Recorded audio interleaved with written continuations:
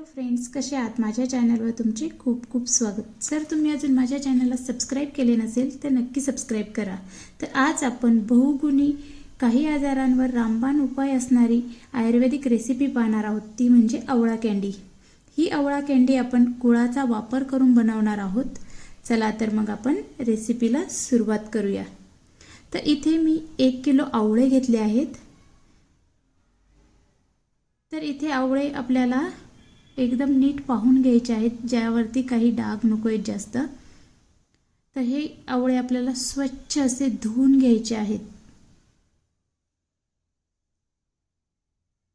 तर आवळा हा खूप फायदेशीर आहे आपल्या शरीरासाठी. आपल्या हेअर ग्रोथ चांगली होते, तसेच आपल्या स्किनही खूप छान होते आवळ्यामुळे. तसेच जर कुणाला पित्ताचा वगैरे त्रास असेल तर तोही पित्ताचा त्रास हा आवळ्यामुळे कमी होतो. तर खूप असा बहुगुणी असा हा आवळे आहेत. तर तुम्ही ही रेसिपी नक्की ट्राय करा. तर आपण हे व्यवस्थित स्वच्छ धुवून घेणार आहोत सगळे आवळे. आता आवळे आपले स्वच्छ धुवून झाले आहेत. तर मी एका किचन टॉवेलवरती ते पुसून घेणार आहे. त्यानंतर आपण हे आवळे स्टीम करणार आहोत. पुसून नाही घेतले तरीही चालेल.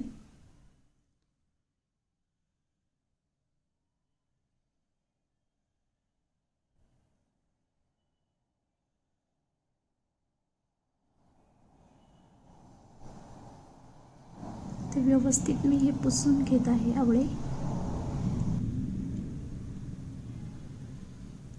तर आपण 1 किलो आवळे घेतले आहेत, तर आपण अर्धा किलो गूळ घेणार आहोत आवळ्यांसाठी. तर व्यवस्थित आता हे पुसून झालेले आहेत आपले आवळे.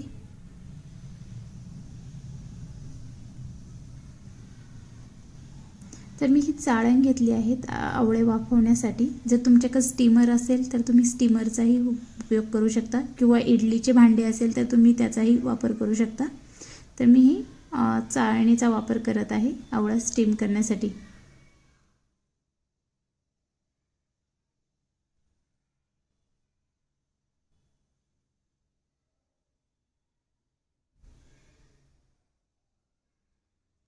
तर एका कढईमध्ये मी पाणी गरम करण्यासाठी ठेवणार आहे.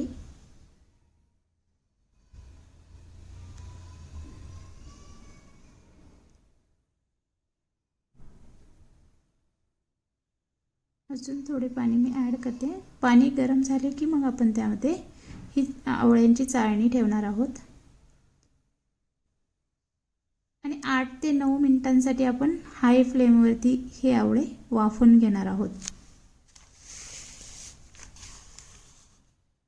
तोपर्यंत आपण अर्धा किलो गूळ आहे तो आपण कापून घेणार आहोत बारीक.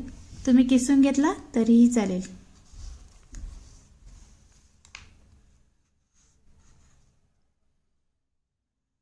तर मी असा बारीक कट करून घेत आहे हा गूळ. जर तुम्हाला गूळ नसेल टाकायचा तर तुम्ही हनीचाही वापर करू शकता. तर 8 ते 9 मिनिटानंतर आपले आवळे छान वाफून झाले आहेत. स्टीम केल्यामुळे आपली आवळा कँडीला काळी पडत नाहीत. ही एक टीप तुम्ही लक्षात ठेवा. तुम्ही पाहू शकता आवळ्याच्या छान फोडी फुटल्यासारख्या दिसत आहेत. आता हे आवळे आपण थंड करून घेऊयात. त्यानंतरच आपण एक एक करून आवळ्याच्या पाकळ्या सुट्ट्या करणार आहोत. तर आपले आवळे थंड झाले आहेत. आपण एक एक करून आवळ्याच्या फोडी मोकळ्या करून घेऊयात, म्हणजे आवळ्यातील जी बी आहे ती आपोआपच बाजूला होईल.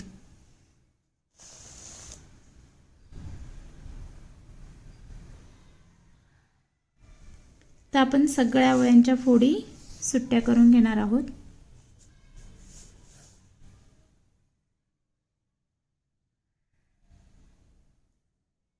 चांगले वाफले गेल्यामुळे पटापट सगळ्या फोडी सुट्ट्या होत आहेत. जर तुम्हाला शक्य असेल तर तुम्ही आवळ्याची जी स्किन आहे तीही काढू शकता. तर इथे मी घेतले आहेत जिरा पावडर, वेलची पावडर, सुंठ पावडर आणि काळे मीठ.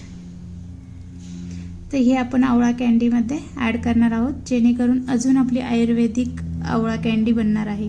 तर अर्धा किलो जो गूळ मी कापून घेतला होता तोही आपण यामध्ये ॲड करून घेणार आहोत आणि व्यवस्थित हे सगळं आपण मिक्स करून घेणार आहोत.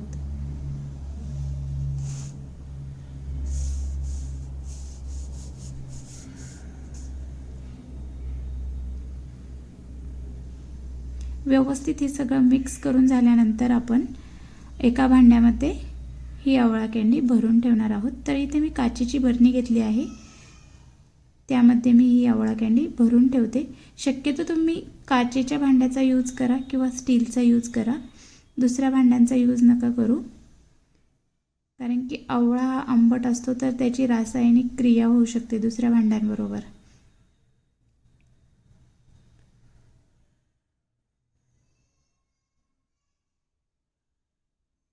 तर आता हे एका बरणीमध्ये बसत नाही आहे म्हणून मी एक काचेचा बाउल घेत आहे, त्यामध्ये ही आवळा कँडी भरून ठेवत आहे.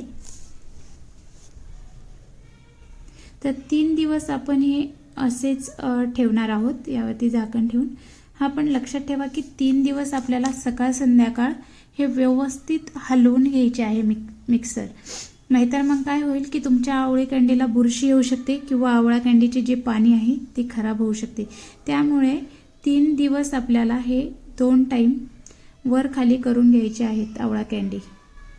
तर 3 दिवसानंतर तुम्ही पाहू शकता आवळ्याला किती पाणी सुटलेले आहे. तर आपण काय करणार आहोत, हे जे पाणी आहे आवळा कँडीचे आपण ते गाळणीच्या साहाय्याने गाळून घेणार आहोत.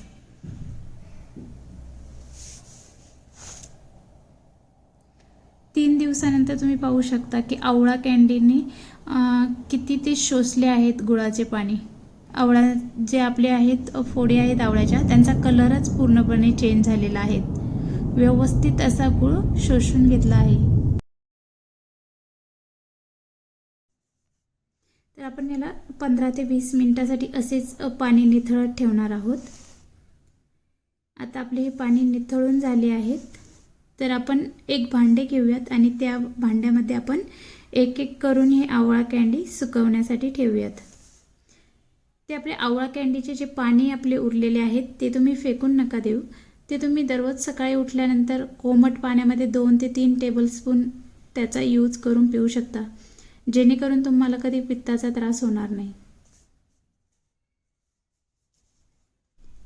आता हे आपण एक एक करून ही फोड आपण सुकवण्यासाठी आवळा कँडीच्या पसरून घेणार आहोत भांड्यामध्ये. जर तुम्ही फॅन खाली आवळा कँडी सुकवणार आहात तर तुम्ही 2 ते 3 दिवस ही आवळा कँडी फॅनच्या खाली सुकवू शकता. जर तुम्ही उन्हामध्ये सुकवणार आहात तर 1 दिवस तुम्ही उन्हामध्ये ठेवू शकता सुकवण्यासाठी.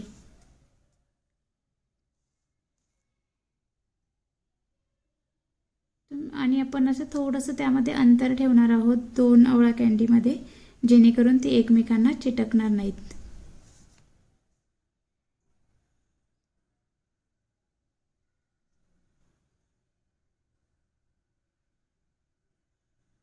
तर मी ही आवळा कँडी 3 दिवस फॅन खाली सुकवणार आहे.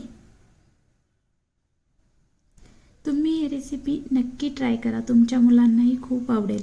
तर 3 दिवसानंतर तुम्ही पाहू शकता आपली आवळा कँडी व्यवस्थित अशी सुकलेली आहेत. चिकट वगैरे काहीही झालेली नाही आहे ही आवळा कँडी.